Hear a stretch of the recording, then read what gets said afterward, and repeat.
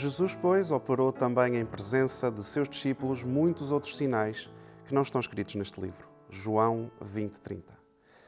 É interessante a forma como o evangelista identifica que este evangelho é, na verdade, uma seleção de acontecimentos, de encontros, de ensinamentos que Jesus, o próprio Senhor Jesus, viveu e que, de alguma forma, marcaram o espírito do autor e que este sentiu serem essenciais para passar a mensagem que importava transmitir.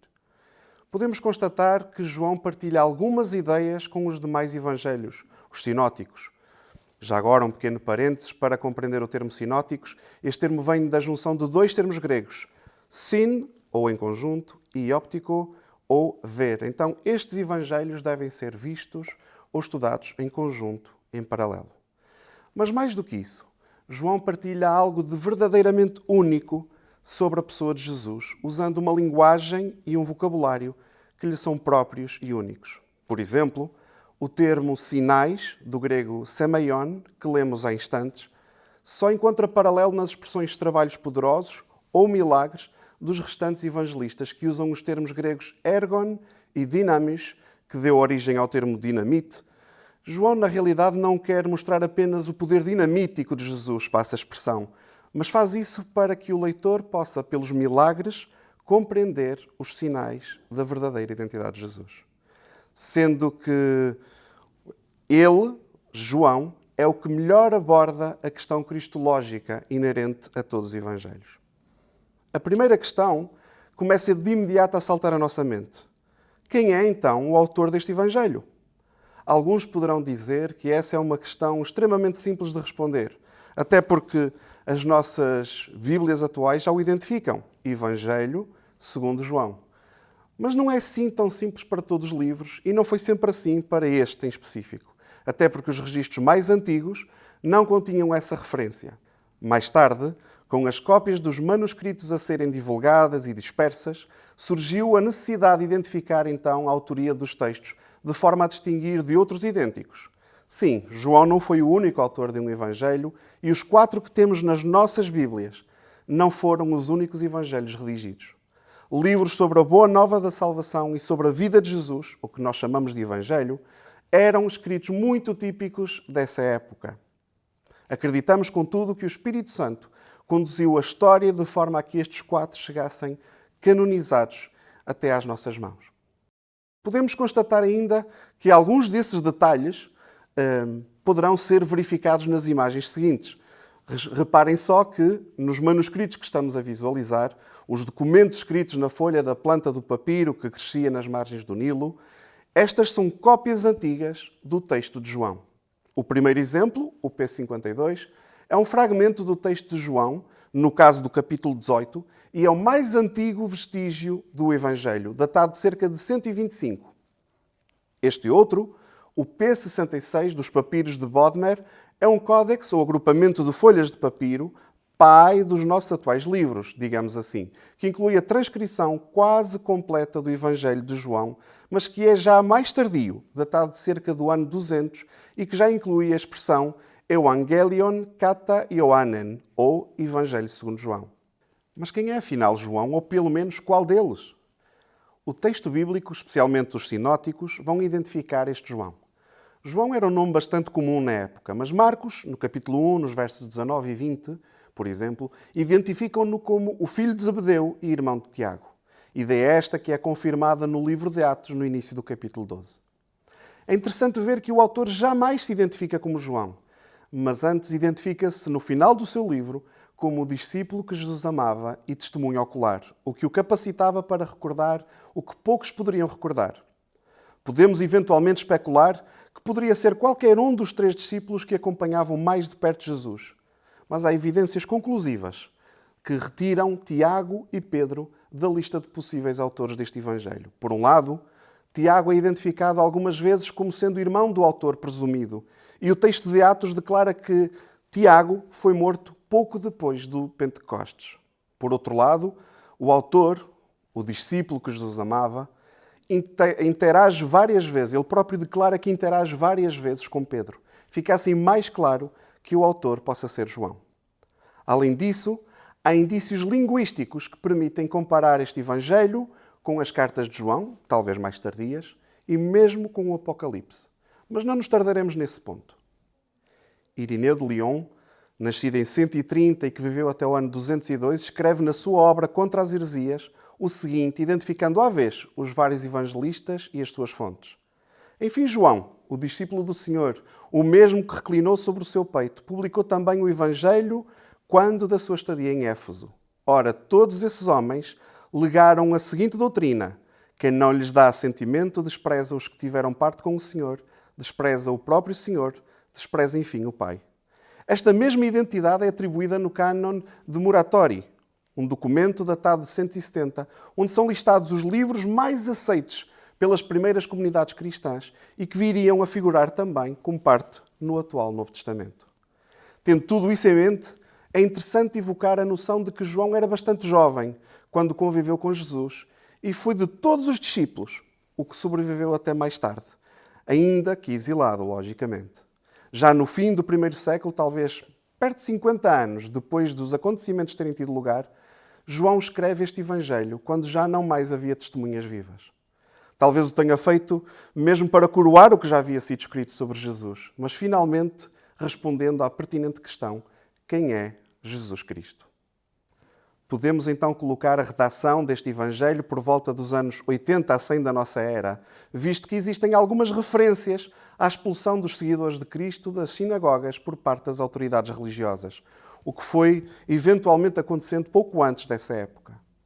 Por 68 vezes no seu Evangelho, João se refere aos judeus, o que é significativo, mas jamais no sentido étnico do termo, mas antes religioso, no sentido de identificar o poder que antagonizou Jesus à liderança religiosa judaica.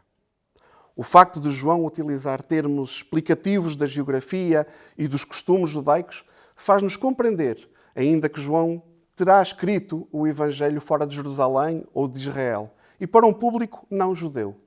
Alguns estudiosos preferem a opção Antioquia da Síria, embora mais comumente aceite Éfeso, na atual Turquia, como local da redação do Evangelho, dados os vestígios da passagem de João por lá e do testemunho que lemos do seu discípulo Irineu. Qual era então o plano literário ou o objetivo de João? Retomemos o texto inicial. João, no capítulo 20 e nos versos 30 e 31, diz: Jesus, pois, operou também em presença dos seus discípulos muitos outros sinais que não foram escritos neste livro. Estes, porém, foram escritos para que o creiais que Jesus é o Cristo, o Filho de Deus, e para que, crendo, tenhais vida em seu nome. Este texto, que é uma continuação daquele que lemos logo no início, vem-nos mostrar qual é o objetivo de João. Vemos então que João tem uma preocupação especial com aqueles que não tiveram o privilégio de testemunhar o ministério de Jesus enquanto este era vivo. Textos como João 10:16, 17:20 ou 20:29 mostram essa referência aos que não viram, mas pelo testemunho creram ou crerão um dia em Jesus. O estudo deste Evangelho trabalha a nossa fé e a nossa espiritualidade. Um crente, uma igreja que precisam de crescer em Jesus Cristo, devem procurar descobrir esse mesmo Jesus nas páginas do Evangelho de João, fazendo assim uma caminhada com o autor. Curiosamente, o termo que João utiliza para o verbo caminhar é a expressão peripateo, que não só pode ser traduzida como caminhar, mas também como viver ou como forma de conduzir a sua vida. A noção de vida é muito importante para João. Apenas por uma vez ele faz referência ao reino de Deus ou ao reino dos céus. Em contraste com os sinóticos, ele utiliza uma expressão ligeiramente diferente. Ele utiliza a expressão zoe, que é traduzida por vida eterna e que implica um estilo de vida divino. Outro verbo extremamente importante neste texto de João é o verbo crer, do grego pisteo, que significa mais do que apenas crer, mas colocar a sua fé em algo ou alguém e confiar. João escreve o seu Evangelho para que eu, Pedro Miguel, possa fazer um caminho de crescimento de fé e espiritualidade para depositar toda a minha fé e toda a minha confiança em Jesus Cristo. Em resumo, são 3 os princípios e 3 os objetivos de João. Em primeiro lugar, responder às questões teológicas, especialmente à mais pertinente de todas: quem é Jesus? Depois, ele pretende reforçar e alimentar a fé do leitor. E, finalmente, Mais do que simplesmente informar, ele pretende ensinar. Daí que seja importante ler este Evangelho pelo menos 2 vezes. Uma para descobrir e outra para meditar e refletir sobre aquilo que implica ter o conhecimento contido neste livro. Em termos do plano do livro, várias são as propostas. Eventualmente, uma primeira ideia seria dividir o texto em 5 partes. Começar, logicamente, no prólogo, no capítulo 1, nos primeiros 18 versos. Depois passar para os sinais de Jesus, desde o versículo 19 do primeiro capítulo até o finalzinho do capítulo 12. Avançar para o testamento de Jesus, nos capítulos 13 a 17. Estudar a paixão de Jesus, nos capítulos 18 a 20. E, finalmente, o epílogo no capítulo 21. Uma outra que pode simplificar a compreensão dos objetivos do livro e que vai mesmo no sentido do plano do Evangelho de Marcos, que tem 2 grandes partes. Lembro, por exemplo, que nós aprendemos no trimestre passado que a primeira parte do livro de Marcos responde à questão quem é Jesus e a segunda responde à questão aonde vai Jesus. Então assim podemos fazer da mesma forma um plano em 2 grandes partes do livro de João. De um lado teremos os primeiros 12 capítulos do livro, que podemos chamar de livro dos sinais, onde se pretende mostrar a identidade de Jesus. E finalmente, nos restantes capítulos, do 13 ao 21, o livro da glória, onde encontramos Jesus a viver a sua própria identidade. Em relação às grandes linhas ou perícopes do Evangelho de João, quando comparado com os sinóticos, nós notamos que existem alguns pontos divergentes. Reparem que João não faz qualquer tipo de referência ao nascimento de Jesus. Antes fala de que ele, o Logos, estava presente no princípio de todas as coisas. Não há, por exemplo, referência à tentação ou ao sermão da montanha ou mesmo a alguma parábola. Mas antes Jesus proclama longos discursos de ensinamento, especialmente na parte central do livro. Não encontramos também, no episódio da Última Ceia, a instituição da Santa Ceia. Mas João vai por um caminho diferente e vai apresentar o ato da lavagem dos pés, ausente nos sinóticos. João apresenta ainda uma série de encontros especiais, como os encontros com Nicodemos, com a samaritana, com a mulher que foi apanhada em adultério, por exemplo, e que nos ajudam a compreender ou a cumprir o seu plano literário. Não mais encontramos essas informações ou esses encontros nos outros evangelhos, mas são, contudo, notórios alguns pontos que também são convergentes das 2 partes, especialmente as curas variadas e a paixão de Cristo. Quanto às curas, que nos sinóticos são identificadas como milagres poderosos e no Evangelho de João são apresentados como sinais, para melhor compreender, logicamente, a identidade de Jesus Cristo, é interessante notar que nos sinóticos a maior parte é feita pelo toque. Jesus toca na pessoa que precisa do milagre. Enquanto que João seleciona ou privilegia as curas ou sinais em que apenas pela palavra Jesus opera algo.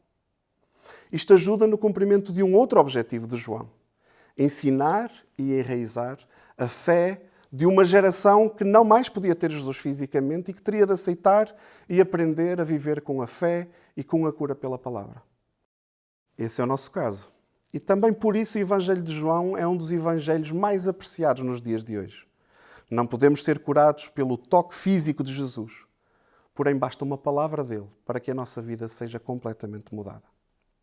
Os autores deste guia de estudo são 2 homens que são ao mesmo tempo estudiosos e teólogos, enquanto que um serviu a Igreja no BRI, o Instituto de Pesquisa Bíblica da Conferência Geral, o outro é professor do Novo Testamento na Universidade de Andrews. São também apaixonados pelo ser humano, tendo inclusive trabalhado como missionários. O objetivo deles não é fazer uma análise textual, um estudo extensivo de cada ponto interessante em cada um dos textos, mas antes desbravar terreno entre as temáticas mais pertinentes do Evangelho. Por exemplo, o prólogo do primeiro capítulo, onde Jesus é apresentado como Logos, a palavra, o verbo, apenas será estudado na 3ª semana. Para uma análise mais exaustiva, eu aconselho a si e lanço-lhe o desafio de visualizar cada uma das 59 pregações sobre o Evangelho de João disponíveis no nosso canal do YouTube. Gostaríamos ainda de deixar algumas leituras interessantes que podem ajudá-lo a enriquecer o seu estudo diário e semanal. Logicamente, a Palavra de Deus, a Bíblia, e o guia de estudo da lição da Escola Sabatina. Mas por que não? Pesquisar também no Comentário Bíblico Adventista. Quem sabe ir à internet procurar o sentido original de alguma palavra mais complicada. E, acima de tudo, estudar em comparação com o livro Desejar Todas as Nações, da irmã Ellen White, e com o livro Encontros, de Roberto Badenas. Esse autor, de alguma forma, ajuda-nos a vivenciar de forma especial cada um dos encontros de Jesus com essas pessoas. Desejamos assim um trimestre abençoado de crescimento no conhecimento, na fé e na partilha.